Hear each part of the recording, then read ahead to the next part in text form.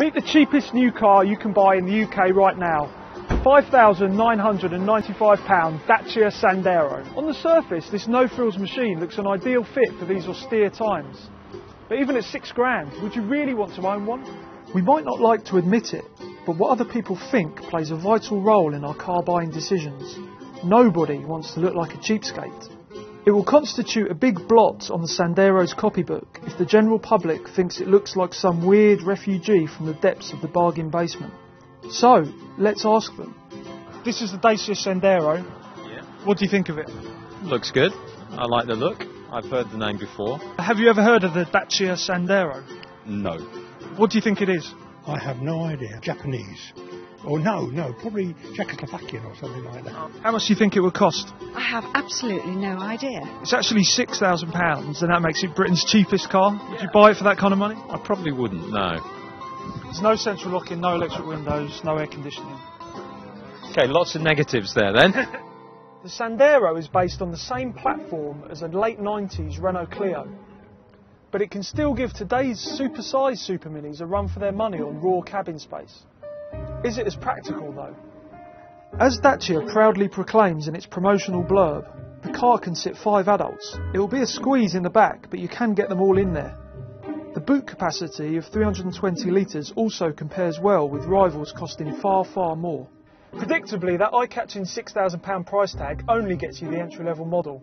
That means steel wheels, a 1980s stereo, windy-up windows, and you can forget about air conditioning.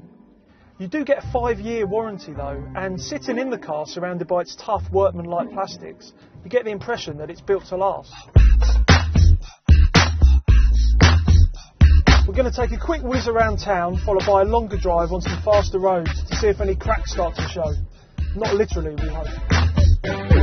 If we're honest, the Sandero is probably mainly going to be bought for short trips around town, and in that kind of urban environment it works really well. There's plenty of poke from the engine, you get a good view out front and rear, and there's an excellent turning circle for spinning it around and dodging in and out of traffic. The Sandero isn't going to attract too much attention when you're driving it through the town centre, not like some of the trendier small cars on the market, but it's not an embarrassment. You don't feel like you want to wear a paper bag over your head when you're at the wheel. You just keep reminding yourself that it only costs £6,000. So finally we're out of the town and we can give the Dacia Sandero's 1.2 litre engine a chance to stretch its legs. You have to work it quite hard, accelerating out of corners and gaining speed, but it's quite willing and it actually sounds quite good when you get it up to high revs.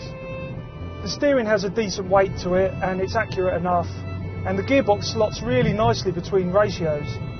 The one thing you do notice is that there's a huge amount of body roll in the corners and it doesn't really encourage you to drive quickly. But with a car like this, that's not really the point. The Sandero isn't bristling with eco-friendly technology, and the elderly 1.2 litre engine can only return 48 mpg on the combined cycle, and the emissions of 137 grams per kilometre aren't particularly good either.